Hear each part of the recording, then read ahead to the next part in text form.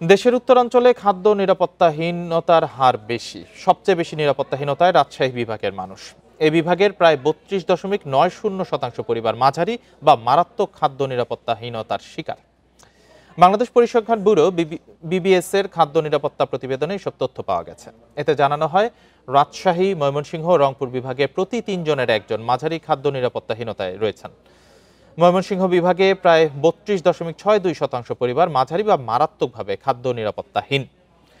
রংপুর বিভাগে এমন পরিবারের হার ৩০.৫৮%। সিলেট বিভাগে এ হার ২৮.২৬%।